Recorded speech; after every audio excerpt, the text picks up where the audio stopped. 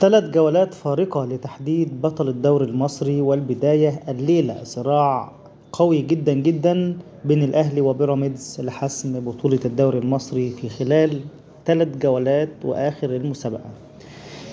يدور اليوم صراع من نوع خاص على قمة الدوري المصري بين الأهلي وبيراميدز تزامنا مع مباريات الجولة السادسة من مرحلة الحسم بالدوري المصري، حيث يلتقي النادي الأهلي مع سيراميكا كليوباترا في 5 مساء، فيما يلاقي الفريق السماوي نظيره الزمالك في 8 مساء. واشتعل الصراع على لقب الدوري بين الأهلي وبيراميدز بعد تعثر الفريق السماوي في مباراتي فاركو ثم البنك الأهلي ليفقد الصدارة قبل 3 جولات من نهاية الدوري. ويتصدر النادي الأهلي جدول ترتيب الدوري المصري برصيد 49 نقطة، ويأتي بيراميدز في الوصافة ب47 نقطة بعد تعادل الزمالك، أصبح رصيده 41 نقطة في المركز الثالث. ويتبقى للأهلي 3 مباريات قوية جدا جدا أمام فرق سيراميكا والبنك الأهلي وفاركو، يحتاج للفوز بجميعها من أجل التتويج باللقب بغض النظر عن نتائج بيراميدز. ولكن حال تعادل بيراميدز في إحدى مبارياته فإن فرص الأهلي تزداد، حيث يكفيه حينها الفوز في مباراتين فقط ثم التتويج ببطولة الدوري المصري 2025 دوري نايل. بينما إذا تلقى بيراميدز الهزيمة في أحد مبارياته القادمة فسيكون النادي الأهلي بحاجة إلى جمع 4 نقاط فقط من أصل 9 ممكنة لحسم اللقب رسميا.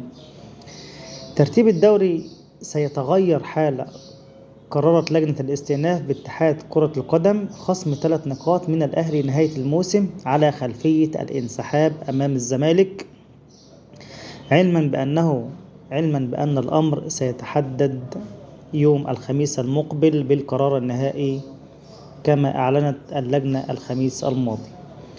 مباريات بيراميدز المتبقية في الدوري المصري هذا الموسم 2024-25: الزمالك وبيراميدز النهاردة الساعة 8 مساء بتوقيت القاهرة، وبتروجيت وبيراميدز السبت 17 مايو الساعة 5 بتوقيت القاهرة، سيراميكا كليوباترا وبيراميدز يوم الأربعاء 28 ولم يحدد توقيت المباراة. مواعيد مباريات الأهلي المتبقية في الدوري حتى نهاية الموسم: النهاردة طبعا سيراميكا كليوباترا والأهلي المصري، والأهلي في 5 مساء. السبت 17 مايو الأهلي والبنك الأهلي. الأحد 25 مايو الأهلي مع فاركو، ولم يحدد الموعد حتى تاريخه. طبعا النادي الأهلي النهاردة هتكون مباراة قوية جدا جدا بين الأهلي وسيراميكا كليوباترا من أجل الاستمرار في المنافسة على لقب الدوري المصري. طبعا إن شاء الله الأهلي هيحتاج ال3 مباريات دول يفوزهم علشان يحسم الرقم رسميا في حال فوز بيراميدز في جميع مبارياته. وإن شاء الله النادي الأهلي يصالح جماهيره بعد الخروج من أفريقيا على يد صن داونز والمدرب السويسري مارسيل كولر. إن شاء الله الأهلي هيفرح الجماهير زي ما عودنا إن هو حامل اللقب المصري للدوري، حامل لقب الدوري المصري كل عام زي ما الأهلي عودنا دايما معاك يا أهلي، والجماهير سندك زي ما انت بتفرحهم، هم دايما بيساندوك على الحلوة وعلى المرة يا أهلي. لو عجبك الفيديو اعمل لايك وشير علشان يوصلك كل ما هو جديد عن النادي الأهلي. 3 جولات فارقة لتحديد بطل الدوري المصري، والبداية الليلة بين بيراميدز والأهلي وصراع على اللقب. يدور اليوم صراع من نوع خاص على قمة الدوري المصري بين بيراميدز والأهلي تزامنا مع مباريات الجولة السادسة من مرحلة الحسم بالدوري المصري، حيث يلتقي المارد الأحمر مع سيراميكا في 5 مساء، فيما يلاقي الفريق السماوي نظيره الزمالك في 8 على استاد القاهرة.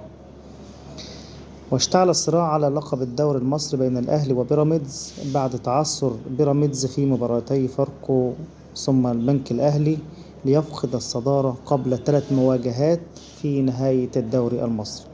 ويتصدر الأهلي جدول ترتيب الدوري المصري برصيد 49 نقطة وبيراميدز 47 نقطة، وبعد تعادل الزمالك أصبح رصيد الزمالك 41 نقطة في المركز السادس.